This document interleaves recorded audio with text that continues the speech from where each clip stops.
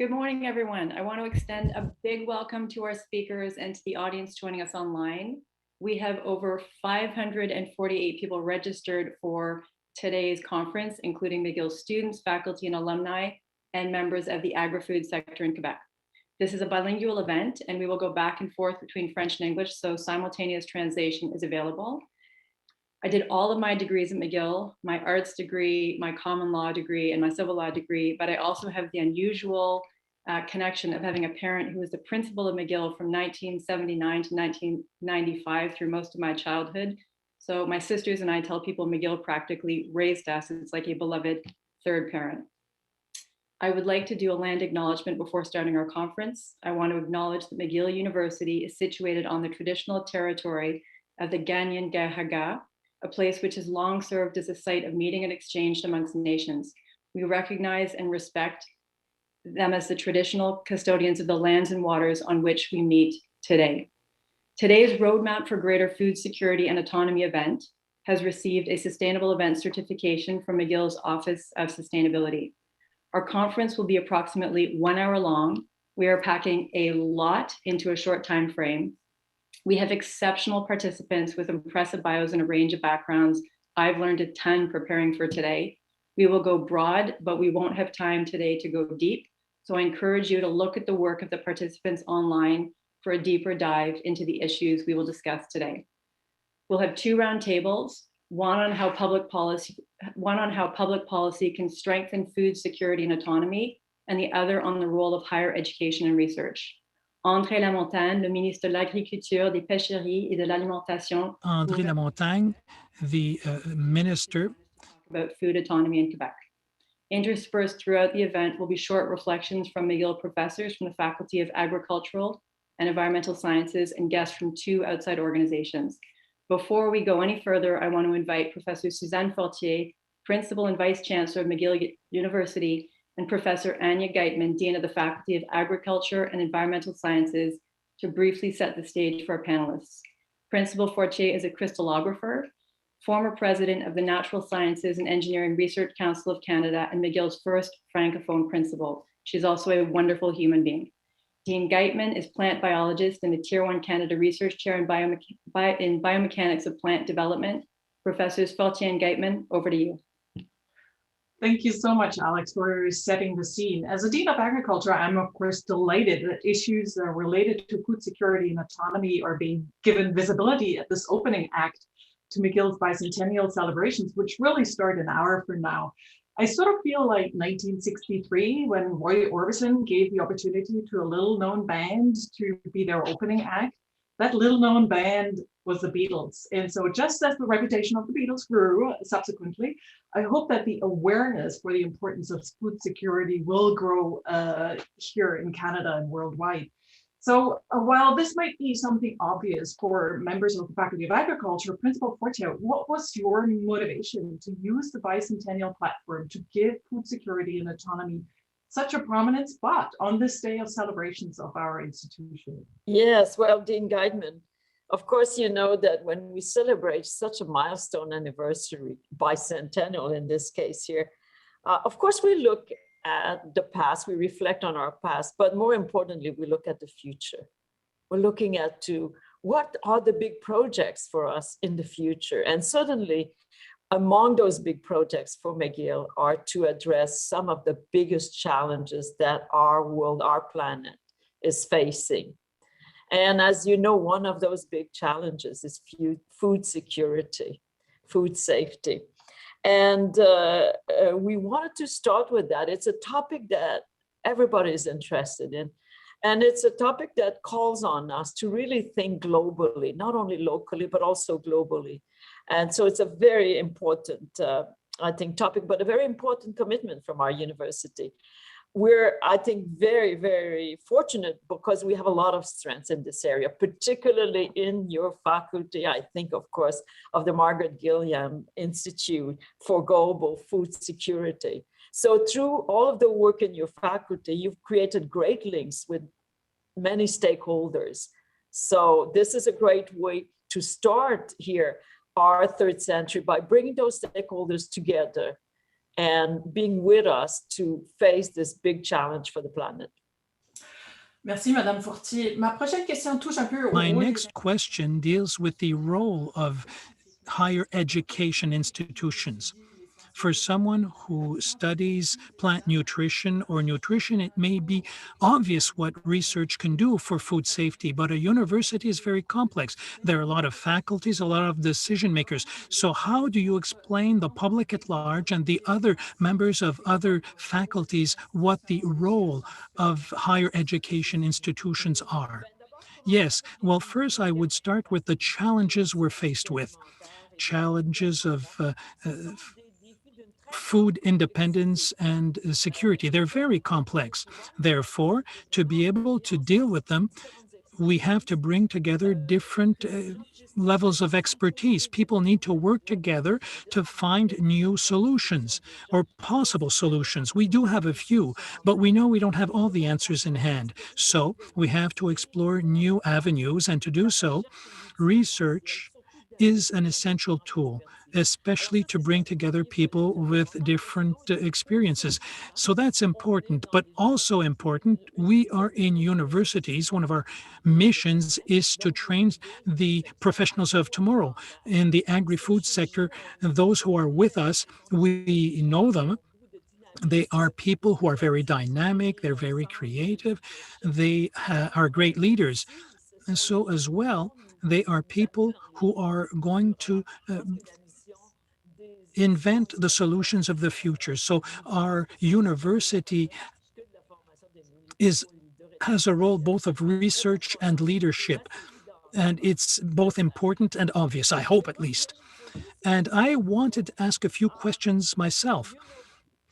Very well. What are those main challenges that we are facing in improving food security and food autonomy? So maybe you can tell us a little bit about that. Well, we have decennia ahead that will pose challenges, right? The growth of the world population. I don't need to remind anybody that we estimate by 2050 to be about 10 billion on this planet. But also the root causes of food security, insecurity, and one of them is poverty, right? So we have to actually go to the roots of the problem. But all this will be compounded by the big thing in the room, and that will be climate change. And so there are many things to be addressed in the context of climate change, certainly given that agriculture is both a cause of climate change, a fourth of the greenhouse gases emitted are emitted by that sector, but also a victim. And hence there has to be a multi-pronged approach to this challenge. Merci. Alors, j'ai parlé il y a quelques Thank you. secondes. So I spoke a few moments ago of the fact that we need partners to deal with these challenges. I know that you have a lot of partners, notably with other universities, with partners here in Quebec. So maybe we'd like to know a few of those partners. Well, the universities have a peculiar role to play. Why? Because we are neutral. We are neutral players. So we have the possibility of bringing together players who normally don't play together because they're in competition. Let me give you an example. The Food Processing Innovation Group is supported by MAPAC and the Quebec Food Processor Council. They bring together players in the council to solve problems that are shared by all the industries. For example, food waste. So to increase the shelf life of foods and for it to be done in an acceptable way by consumers, we are trying to find natural ingredients that have antioxidant and antimicrobial activities. And if we knew more about those effects, we could, or it could be beneficial to a lot of industries, but we have to get together to solve those problems in a more efficient way. And as a university, we have that potential of bringing together players in a neutral environment. Well, thank you. So, Anya, I wish you a lot of interesting work and a lot of success while we're starting our third century. Thank you. Thank you, and congratulations for that McGill anniversary, Principal Fortier. That was great. On va débuter en français. We'll start in French. We'll start with our first roundtable on how public policy can strengthen food safety and security. with Lynn Carpentier and Krzysztof Pele. Ms. Carpentier is leader of the UN Nation on the Environment and Development in New York City since 2014. She is a proud graduate of McGill, and she has a PhD in agricultural economics and the environment from the Virginia Polytechnic University. Our second speaker, Krzysztof Pele, is a tenured professor, and he holds the William Dawson Chair at the Political Science Department at McGill. He holds a PhD from Georgetown University and also held the prize of the CBT for his novella Green Velvet. Before the round table, we will hear Brittany's adjunct professor for agriculture and environmental sciences and member of the Center for the Study of Environment.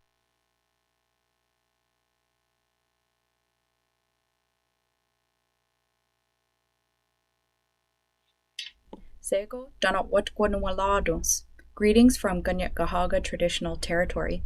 My name is Brittany Wanazeliosta Jock, and I'm an assistant professor at the School of Human Nutrition in CNA, the Center for Indigenous Peoples Nutrition and Environment on McDonald campus. CNA was established through collaboration between leaders of Canadian Indigenous organizations, territorial and federal governments, and McGill University. CNA's mission is to collaborate with Indigenous and local communities in research and education related to food systems and ecological health. One of my research interests is in promoting policy, systems, and environmental changes in partnership with Indigenous communities to support food access and sovereignty. Food policy councils are one promising approach for supporting food security and sovereignty by bringing together stakeholders from different sectors to develop policy-based solutions.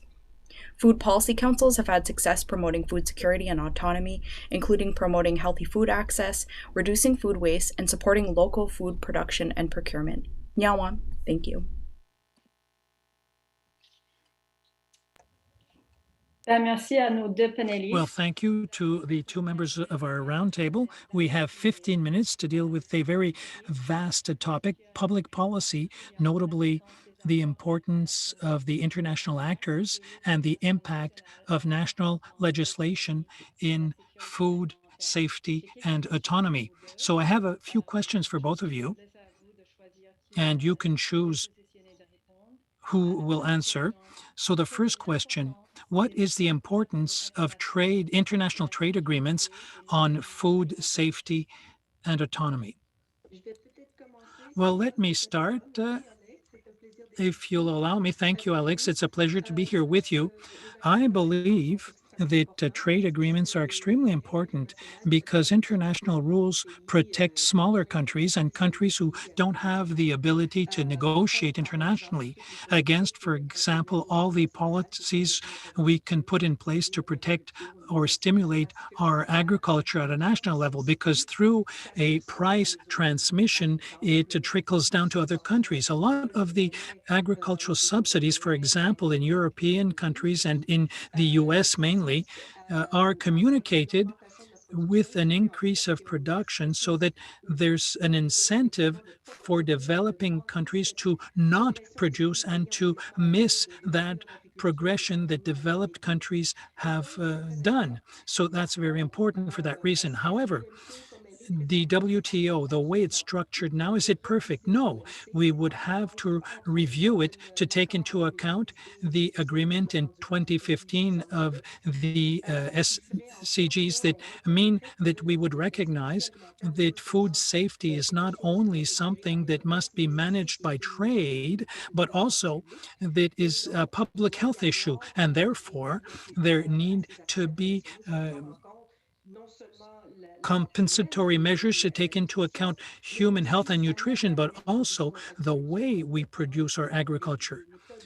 So methods of production that are both sustainable, that respect water, that respect climate, and that also alleviate poverty. So there are a lot of ways to do that. You may remember that in 2007-2008, after the food and financial crisis, we implemented some buffer stocks, regional stocks, because now there's a correlation between food prices and oil prices, so that for our Food for the World program that helped people who were close to a famine, our costs were huge because we had to bring these inventories throughout the world rather than having local stocks. So we had to modify these agreements to put them in line with the new international agreements, including the SDGs and the Paris Agreement.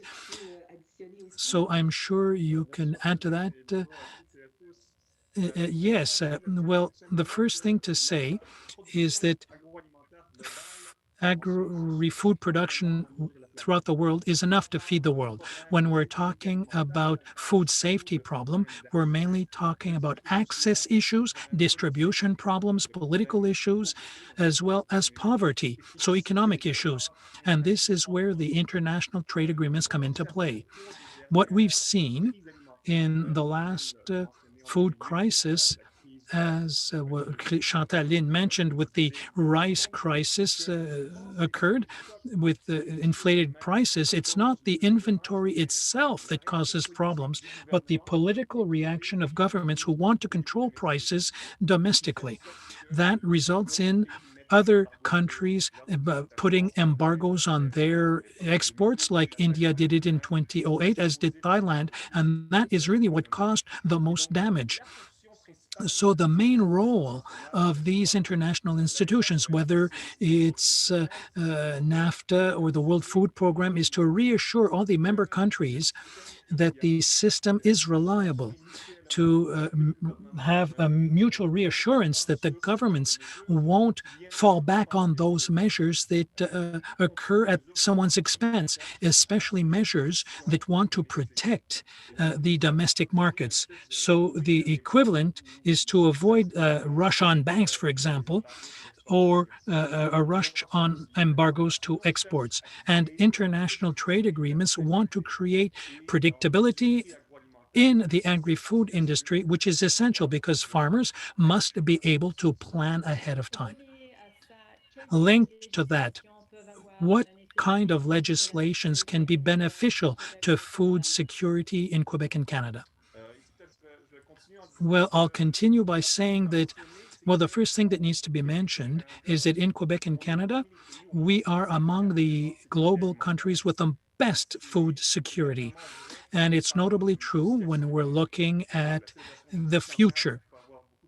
We're looking towards the future, so we have to have a future-based outlook.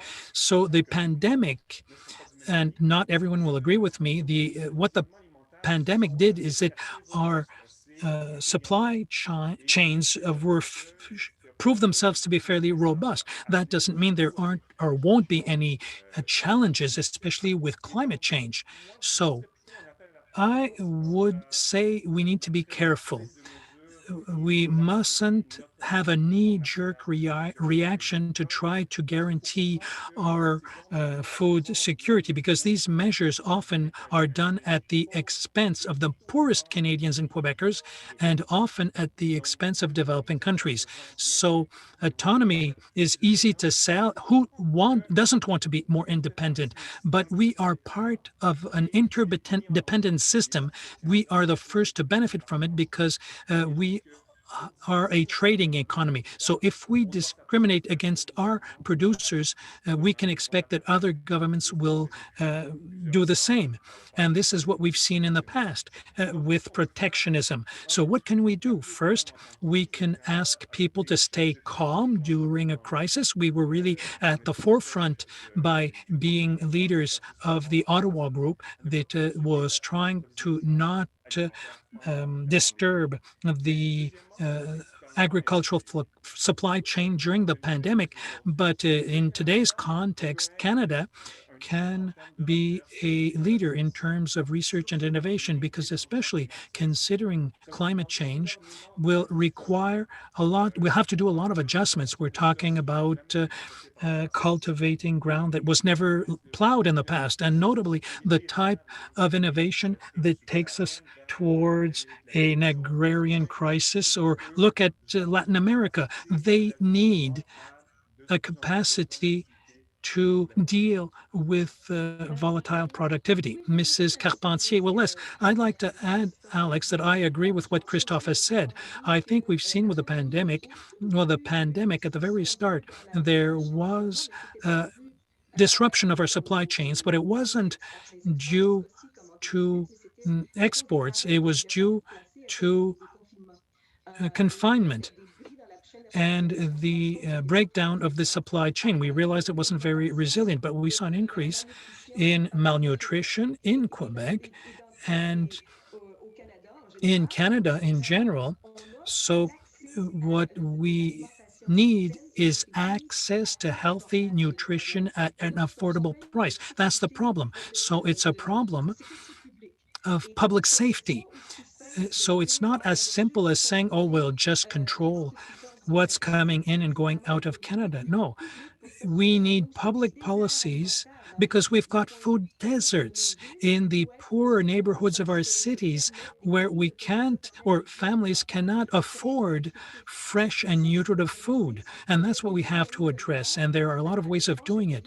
And I believe that you have a role to play there because we need a multidisciplinary approach. We need people in nutrition. We need people working in the cities, town planners, people working on public policy. So we need to have that macroeconomic, meso and macroeconomic knowledge to take into account all these impacts and these factors. You touched on the fact that it's both a very, very important issue, but Canada and Quebec are also well positioned globally. I heard Mark Carney in the last week talk about COVID, and he said everyone's facing the same storm, not everyone's in the same boat. And it feels a bit like that statement rings true here. Can good international agreements be negotiated while enabling countries to maintain strong food security systems nationally? Maybe I'll start. So yeah, and I love Mark Kearney. I think he's doing a great job at the international, representing Canada very well. Definitely we can. And as the COVID-19, along with the China-US trade technology wars, actually presenting the one opportunity in a lifetime to actually review the WTO rules and at a time when we need it, because we have the SDG, because we have the Paris Agreement, because we need more resilience in our supply chains. And so there are a lot of talks right now and a lot of proposal on the table. We will have the ministerial coming up later in the year. The problem is, from where I stand, is that, again, and Krzysztof mentioned that, we need the developing countries at the table. And again, Canada is playing a great role there. In New York, where I work, Canada with Jamaica basically created a group of friends in response to COVID-19, to ensure that the financing is there for health, for education, for the vaccines, for developing countries, as well as for our own population. And I do believe it is possible. There's a lot of work being done. But again, a McGill University that has a McDonald College, I must say that when I went to McGill and I went to do my PhD at Virginia Tech, I was the only one that had a deep understanding of soil science, plant science, animal science, and even wine production amongst my colleagues, because they went straight from math to economics to ag-econ, but without the solid basis. And this is something that I really think MAC has that need to be projected to the world, and we can do that. And maybe I'll stop here and let Krzysztof speak. But in the maybe in conclusion, I'd like to propose something where I think McGill in Quebec and Canada can play a greater role. Oh, I think that's very well put. So modern trade agreements have gotten pretty good at balancing these competing policy objectives, like efficiency on the one hand and labor rights on the other. And like food security and autonomy, which are, despite being in the same title of our panel, they are in tension with one another, right? And so here the objective would be to preserve social and cultural priorities linked to food, because food is unique, right? There's no doubt about how food is not like iPhones and cars. It is not a market that clears. Supply is meant to outstrip demand because things go very bad when the opposite happens. So to do all that while ensuring that these social and cultural provisions around food are not exploited for protectionist ends, because that's what decreases overall production and limits access, especially to the most vulnerable populations, both in developed and developing countries. And so that's a really big challenge. It's a real balancing act to pull off, because there's a huge temptation to exploit those provisions for discriminatory ends. But what we're seeing is that agreements like CETA between Canada and the European Union are getting pretty good at striking this right balance. And the kinds of discussions at the WTO that Chantal mentioned are very much geared towards that. And it's actually been great to see that Canada has taken on a leading position with regards to that. My ideal would be some kind of grand bargain, and this again goes back to Chantal's initial comments, where developed countries start reducing their subsidies to the farm sector in exchange for phased-in concessions from developing countries, so that these developing countries can compete on a fair playing field, so that markets remain open, and so that there's greater fallback when necessary on global markets in times of crisis.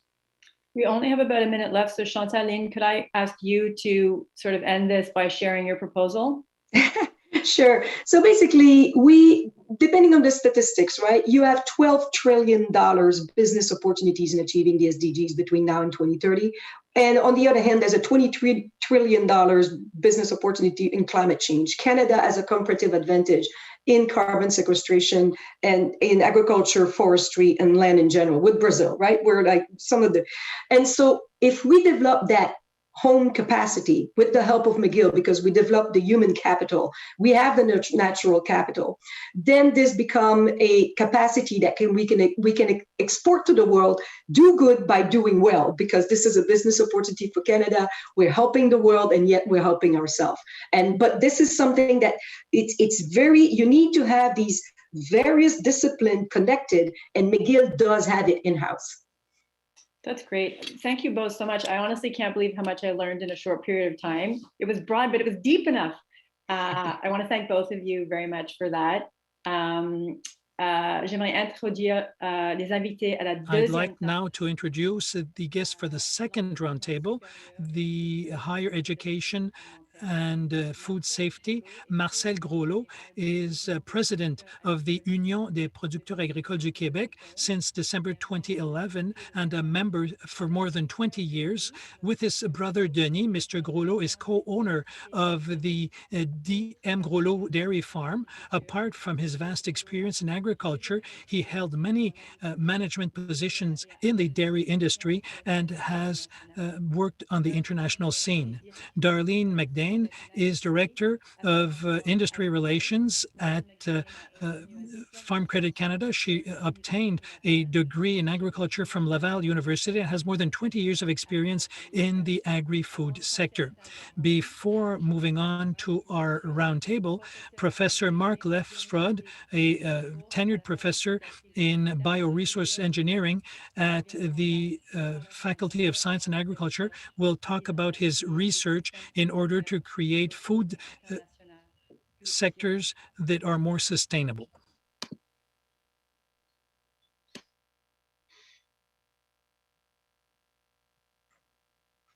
Hello, my name is Marc Lefsrod. I'm an associate professor of bioresource engineering at McGill University. Here on the McDonald campus, we work with growers and producers around the world. One of the highlights of this is the McGill Feeding McGill program, where we're able to produce food here at the horticulture farm and use it for food for the residents on the downtown main campus. We also work with the City of Montreal and producers in the city to produce food locally that can be used all year round.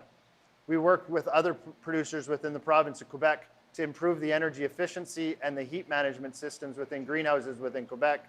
We also work with companies around the world trying to spread this technology to create a more sustainable food system that is more resilient and able to deal with climate change and other disasters.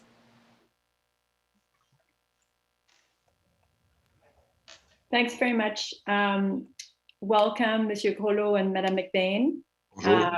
We're delighted to have the two of you talk about how higher education in terms of research, training, and knowledge transfer can lead to greater food autonomy.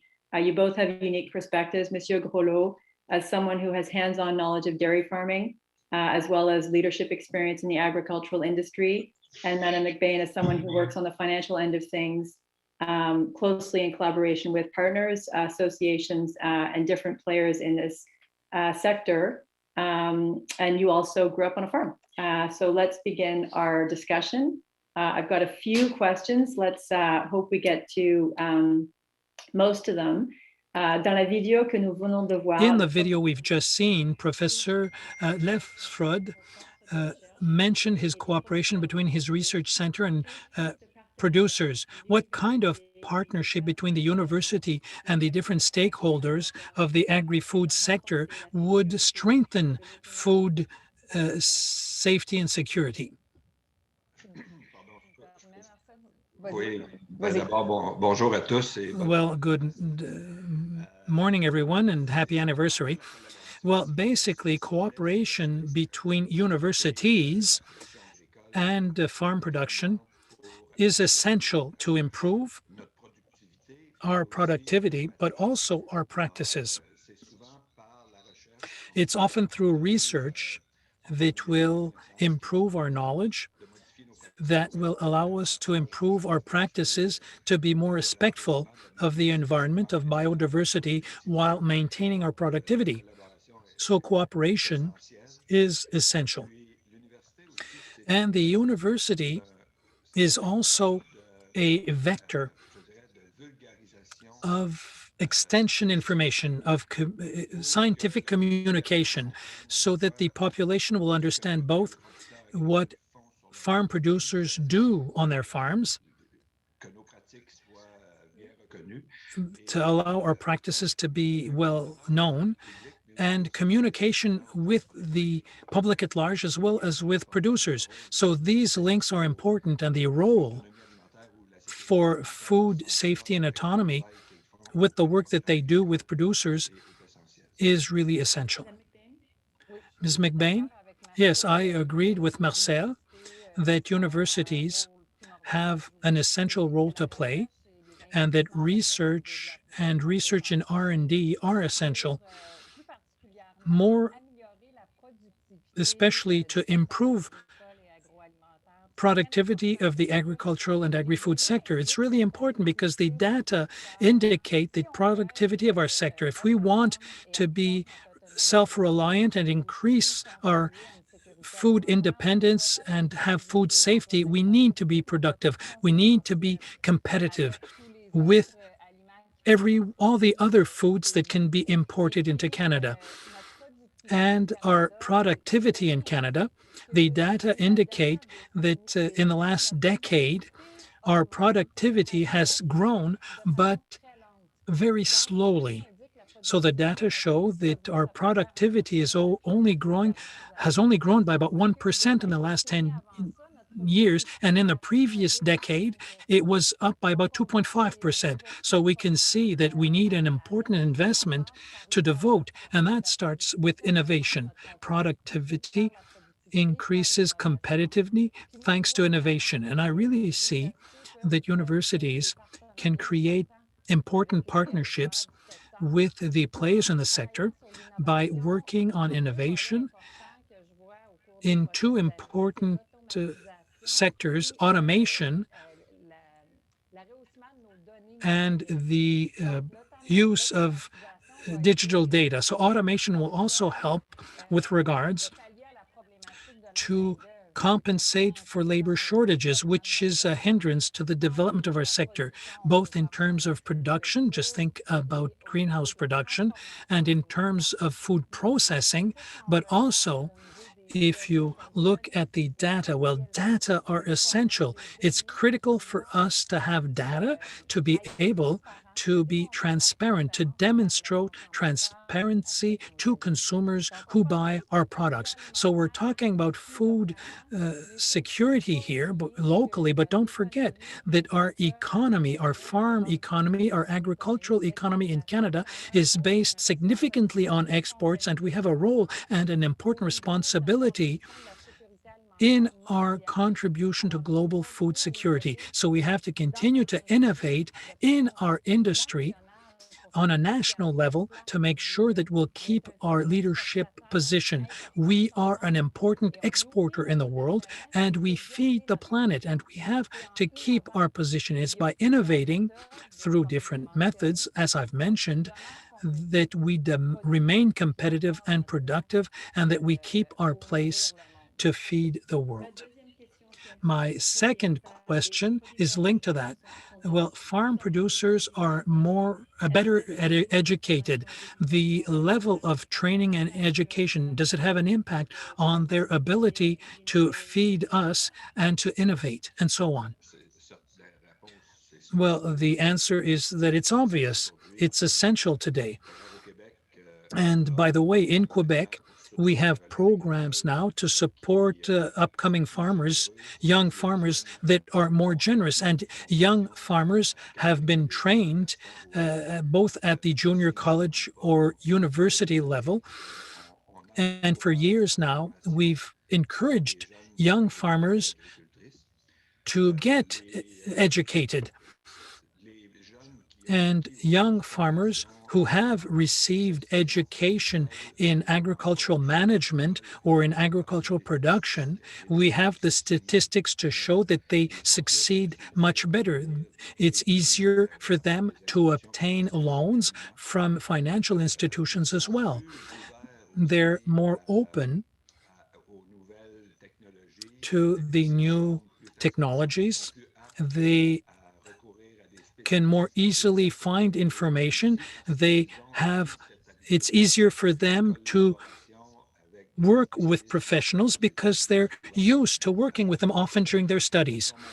So training today is essential. Education is essential. We can't just rely on what you learn from previous generations, or because knowledge evolves very quickly. And if you want to adapt to the new technology and implement them on your farms and use them to their full potential, we need to have a sound academic basis. And of course, there are always exceptions. But in general, it's really important for young farmers to have academic knowledge, a strong academic base to succeed in business today. And it's especially true in agriculture due to the very broad specializations required in our sector.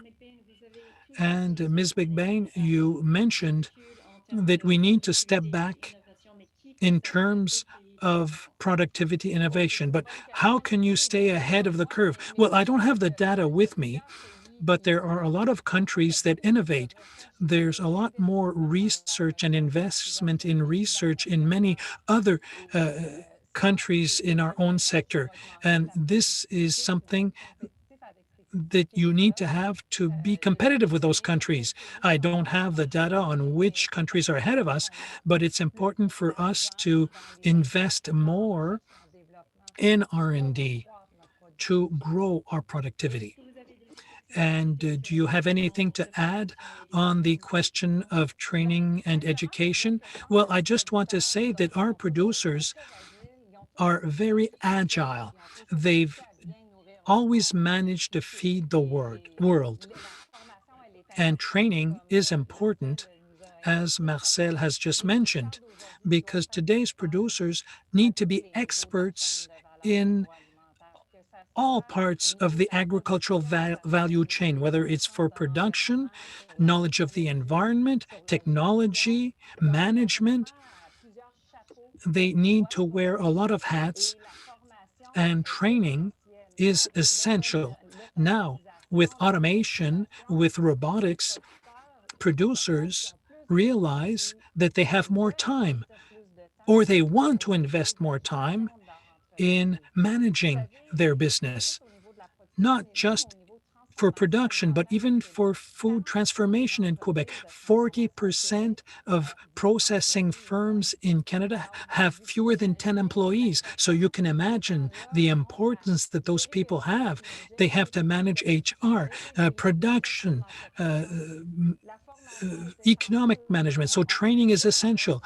They need to receive support. They need to have support. Our food producers and processors. It goes through institutions like universities that can first communicate knowledge, they can train leaders, but also on a technical side, some schools offer technical knowledge to allow producers to be better producers on for the environment. They'll have more sustainable production methods to help climate change. And also, they will also contribute to remote learning on finance and management and so on. Well, thank you very much. And the choices of consumers, do they affect food independence and autonomy? Well, first, they're the ones who are going to decide what they eat. We as producers, or of their diet, as producers, as farm producers, we meet demand. We don't impose a diet on consumers. Often, if we want to develop or improve food independence in Quebec, the citizens, the consumers, have choices to make in terms of the food they'll eat, to maybe favor what we can produce here and that can be stored here during winter, choose meat that we produce here. So there are a lot. This notion of food independence rests on choices made by consumers. And we as farm producers, and especially the government, can encourage or support farm producers in those sectors or those productions that are in high demand here. For example, we are questioning the consumption of beef for environmental reasons, and we won't debate that today, but it's not as dark as we see in terms of the environment and beef production. Here we have large areas, acreages to produce beef. We can produce beef in the Lac Saint-Jean and exploit that region where you can't grow cereal as well or other plant stuffs.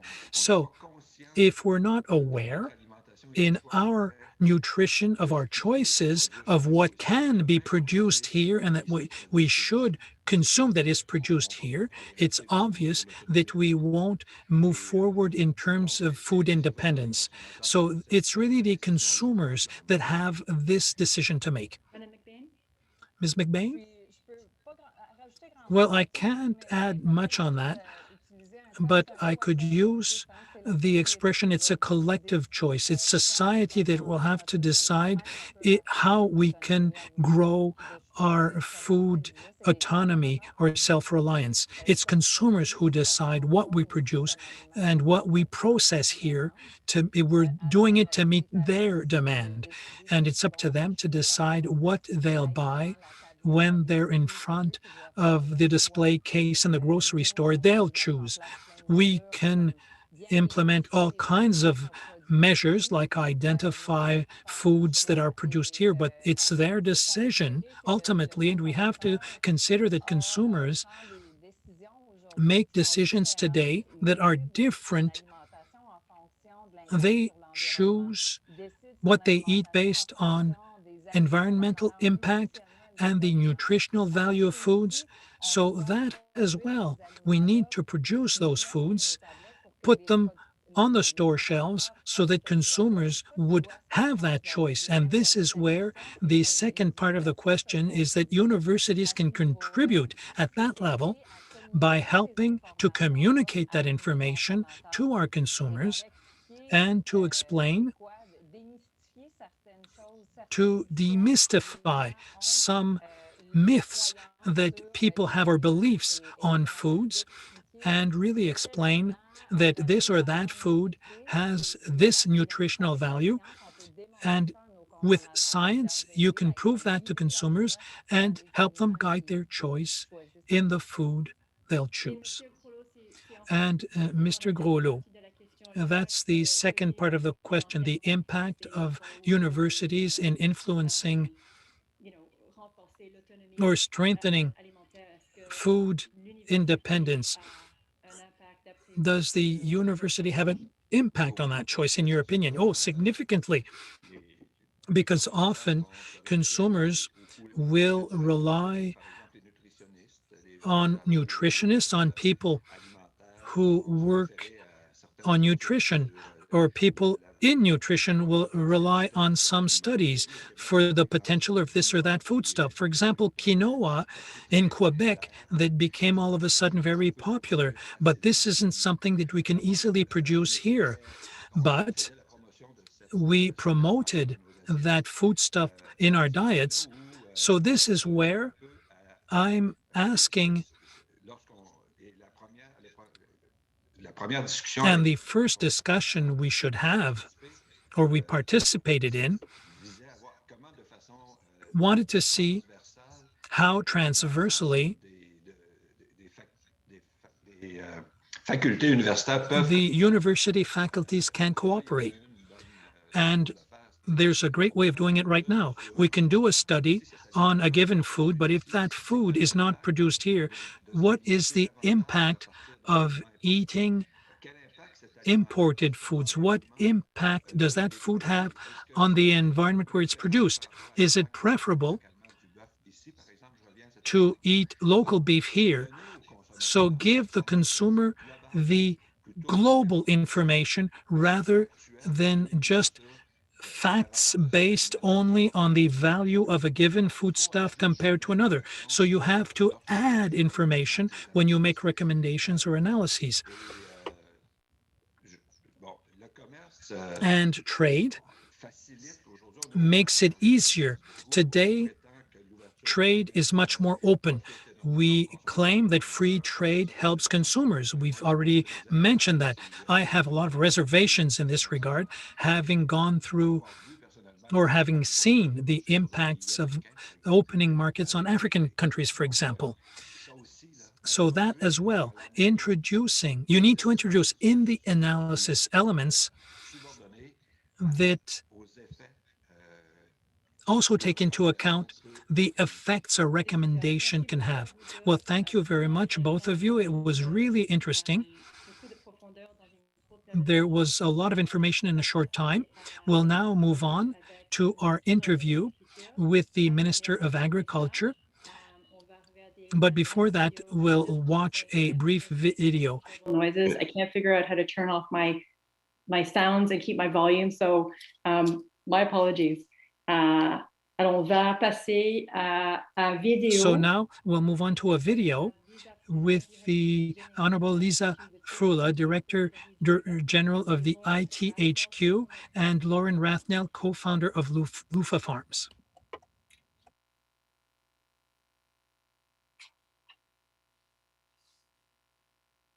Bonjour. À titre de plus grande école hôtelière au pays, l'ITHQ est fière de ses partenariats avec les universités, dont l'Université McGill. Nous partageons avec McGill notre engagement à former une relève sensible aux principes de développement durable et de sécurité alimentaire. À l'ITHQ, on apprend à nos étudiants à valoriser nos produits du terroir, à prioriser l'achat de proximité, à maximiser nos liens aussi avec les producteurs locaux. D'ailleurs, 80% de notre matière résiduelle est mise en valeur. Notre unité mixte de recherche, le Gastronomic Lab, mène des travaux pour soutenir l'industrie dans sa volonté d'être éco-responsable. Il me fait plaisir, en mon nom personnel et en celui de l'ITHQ, de célébrer le bicentenaire de l'Université McGill. Longue vie à cette grande institution universitaire. Hi, I'm Lauren Rathnell. I'm the co-founder of Lufa Farms. We built the world's first commercial rooftop greenhouse here in Montreal with the vision of growing food closer to where people live and growing it more sustainably. And I studied biochemistry at McGill, graduated in 2010. And actually within a year of graduating, we had built our first greenhouse and kind of gotten our company off the ground. And since then we've opened now our fourth greenhouse, our largest, just this summer, furthering our vision of local sustainable agriculture. And yeah, and I think, something that's ever more crucial in these times. Thank you very much for that. Monsieur le Ministre, je ne vous vois pas. Mr. Minister, I don't see you. Well, I see you. I can see you very well. So good morning. How are you? Thank you for being with us today. So you are our keynote speaker, our closer. We have a lot of questions in very little time, so I'll start right away. Quebec is still far from being independent in terms of food safety. Some even say that it's a utopia. In your opinion, what are the hindrances to food autonomy in Quebec and what are the factors for success? Well, first, I would say the objective is always to grow our food independence. We can't be independent overnight. But one obstacle or one challenge we have is the fact that we have a northern agriculture. A large part of what we consume can't be produced here. I would say that's the main obstacle. But we also have a lot of opportunities. We have an agricultural community that's vibrant. We have 3,000 processors of all sizes in Quebec. We have consumers today who are better aware than ever on the importance of supporting our local producers. And we have a government that is motivated to contribute to give an impetus. So the negatives aren't too long, but there are a lot of pluses. That's very positive. You presented your new Sustainable Agricultural Plan, October 22nd, 2020.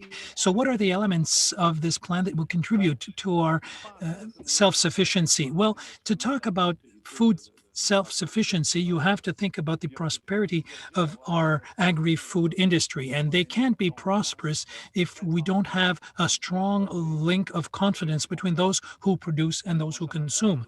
Consumers today are well-informed, well-educated, and also they're concerned by the environmental footprint of food production. So the Sustainable Agricultural Plan, beyond taking care of the environment and to accelerate towards a more ecological agriculture, sustainable agriculture wants to strengthen that confidence between those who produce and those who consume. And what can be the role of higher education institutions like McGill in strengthening food self-sufficiency in Quebec? Well, I was listening to Marcel talk about it.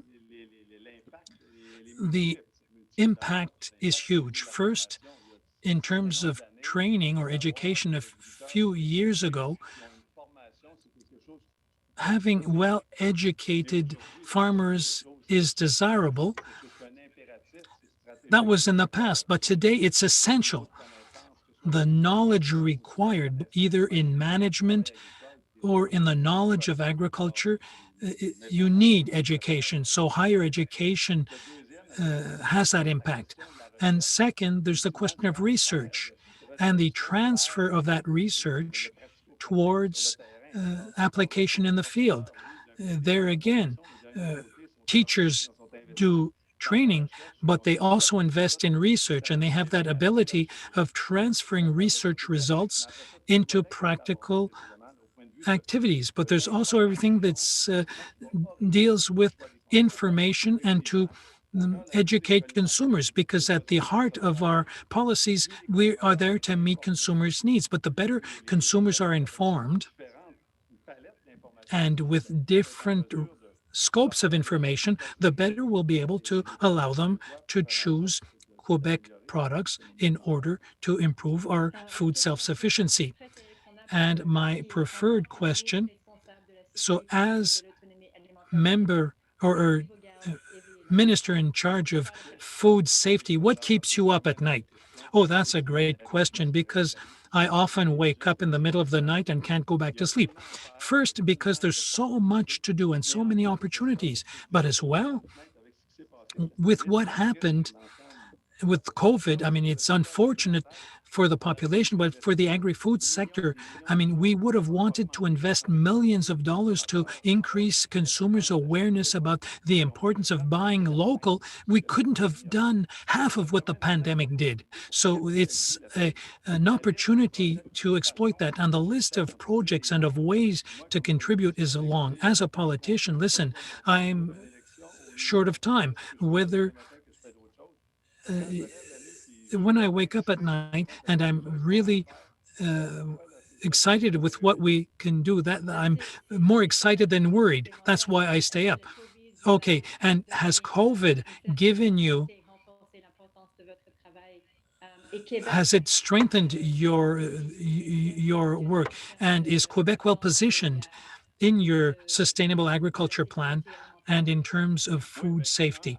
Well, listen, when I was designated, I had different projects. I wanted to double the area of greenhouse grown vegetables, and our national strategy of purchasing locally grown food by institutions, and McGill participates. And then the sustainable agriculture plan, I launched that in the first months of my mandate, and we announced that last fall. It's obvious that the pandemic meant that awareness of consumers has grown.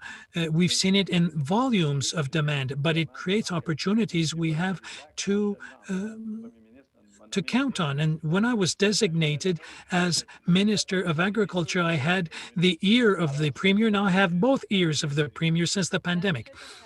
Well, you're doing exceptional work. And since we have 548 people online today and a lot of different partners, if there were 2 or 3 messages that you'd like to communicate to that very varied audience, what would they be?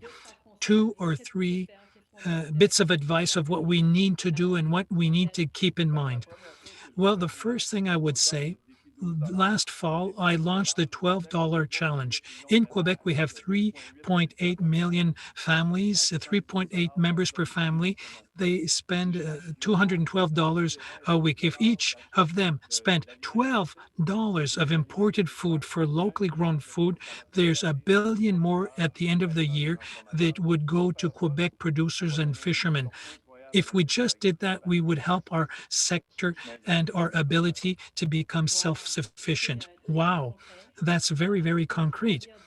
Well, I have to say, on behalf of McGill, we want to really thank you for your work, for your leadership. It's really exceptional. I agree with you.